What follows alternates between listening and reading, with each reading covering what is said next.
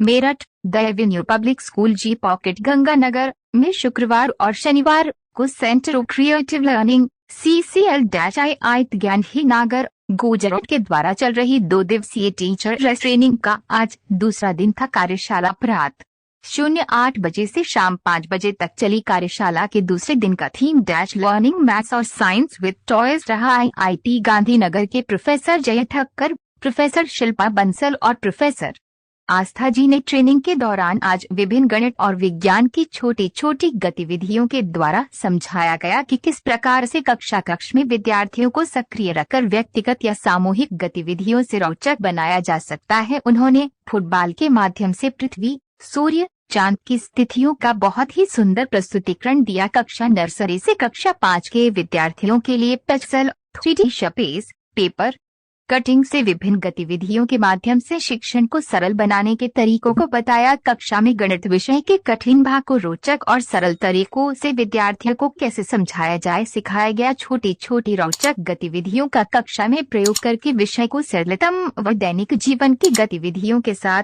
जोड़कर विद्यार्थियों को समझाने के तरीकों को साझा किया। उपस्थित सभी अध्यापकगणों ने स्वयं गतिविधियों में भाग लिया और कार्यशाला में सक्रिय रूप से उत्साहित होकर सभी गतिविधियों को सीखा। गणित की आकृतियों को खीरे की कटिंग करके समझाया। कार्यशाला में लगभग 120 अध्यापक शामिल हुए, जिसमें विद्यालय के सभी अध्यापक गणों के साथ अन्य विद्यालयों के अध्यापकगण भी सम्मिलित हुए। कार्यशाला में सम्मिलित सभी अध्यापकगणों को प्रशस्ति पत्र प्रदान किए गए। विद्यालय के प्रधानाचार्य मनीष M शून्य सैनी जी ने उपस्थित अतिथिगणों का धन्यवाद करते हुए स्मृति चिन्ह व उपहार प्रदान करके सम्मानित किया। प्रधानाचार्य जी ने सम्मिलित सभी शिक्षकों का भी धन्यवाद किया, जिन्होंने कार्यशाला को सफल बनाने में अपना योगदान दिया। सीमा शर्मा, प्रबंधक, the Avenue Public School G pocket Ganganagar, Meerut.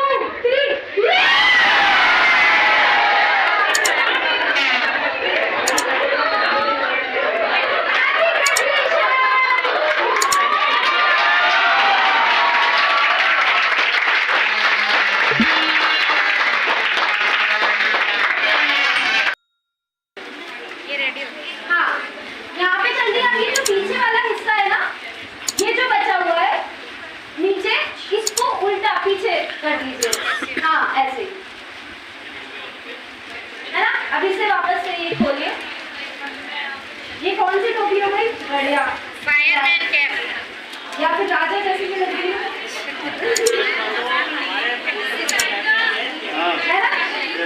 और कैप भी लगी है। तो जैसे हुकुम चलाना है तो राजा बन के खाना बनाना है, मल्टीपल कर रहे हैं। ठीक है, इसके बाद ये सबकी ऐसे बन गई। इस वाले साइड से लेंगे, है ना।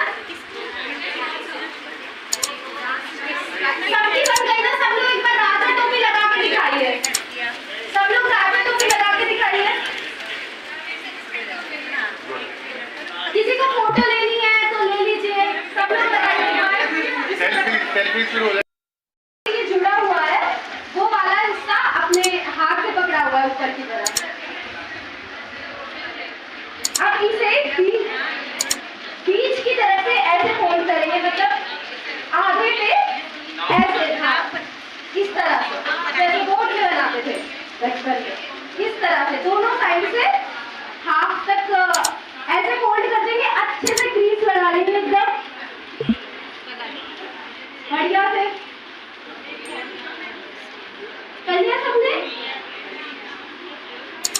अब ये जो बचा हुआ पार्ट है इसको भी फोल्ड कर लेंगे।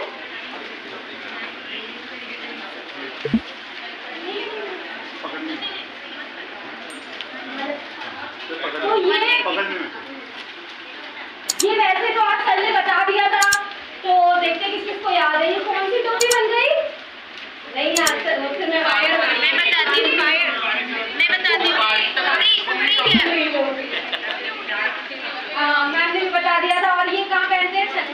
छत्तीसगढ़ में किसान ऐसे जब बैम्बू की बनी होती है, तो ये भीगती नहीं, डरती नहीं, पानी से बारिश किसकी बनती है? बैम्बू की।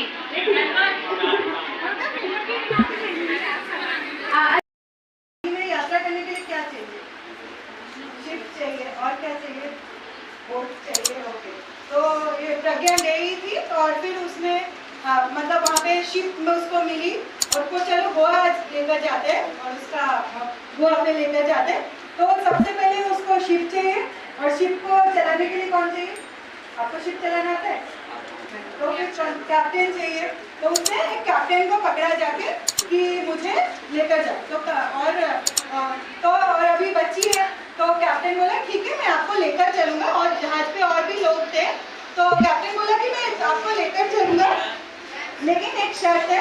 नहीं आप लोग बनाइएगा नहीं, ये स्टोरी की है, ओके। हाँ तो कैप्टन उनको लेकर जाता है, बोलता है एक शर्त है, मैं आपको खाना पीना सब कुछ मुफ्त में रहेगा, आप जितना चाहे एंजॉय करो, उधर में और भी लोग हैं तो उनसे बातें करो, और लेकिन एक शर्त है कि डेली आपको मेरे पास आके एक टोपी पहननी पड़ेगी, ठीक है? तो बोले ठीक है, अब इतना अच्छा है कि सब कुछ फ्री में मिल रहा है, यात्रा भी करनी पड़ रही है, गोवा जाना पड़ रहा है, तो अच्छा है चलो मैं आ जाती हूँ। तो वो पहले दिन गई और फिर पहले दिन जो टोपी जो कप्तान था उसने आके सबसे पहले ऐसे एक पेपर, वो पेपर पढ़ रहा था और उसने पेपर पे ऐसे फोल्ड लगाया और नीचे से भी एक फोल्ड लगाया और उसने एक टोपी बना ली और वो टोपी उसको प्रज्ञा को पहना दी। और वो जो कप्तान का नाम था क्या पता है क्या था? उसका नाम टोपी शंकर था, तो टोपियां पहनाता था। तो ये सबसे पहली टोपी है, आज आप लोगों इनको सर पे पहनाइए। तो इसको क्या बोलते हैं? घुंगरी टोपी बोलते हैं। ये कहाँ पे पहनी जाती है? छत्तीसगढ़ में पहनी जाती है। और कौन पहनते हैं इसको? किसान लोग पहनते हैं। ऑब्वियसली पेपर का नहीं होता, वो बैम्बू का बना रहता है, तो बारिश से बचने के लिए वो ये घुंगरी टोपी पहनते हैं। तो फिर प्रज्ञा उसने खाया पिया, मौज मस्ती किया, नए दोस्त भी बनाए, उनके साथ खेला। फिर उसके बाद अगले दिन ऐसे रात को फिर वो जाके सो गई और अगले दिन फिर से टोपी शंकर के पास आ गई अपना शर्त पूरा करने के लिए कि टोपी तो पहनी है तभी जाके ये। और प्रज्ञा एक बार पीछे मुड़ जा थोड़ा। हाँ तो ये वाली इसकी आप देखेंगे कि ऐसे ये जो लंबाई होती है, जो फायर जो मैन की हैट होती है वो ऐसे पीछे से लंबी होती है। क्यों होती है? क्योंकि कुछ अगर मलबा या कुछ गिरता है तो उसकी रीढ़ की हड्डी खराब नहीं हो जाए, इसीलिए ये वाली वो मेटल की वो जो उनकी बनी होती है, सॉलिड बनी होती है, ताकि वो रीढ़ की हड्डी को प्रोटेक्ट कर पाए। तो ये ऐसे कुछ लंबा सा होता है। तो फिर उसके बाद फिर प्रज्ञा ने कुछ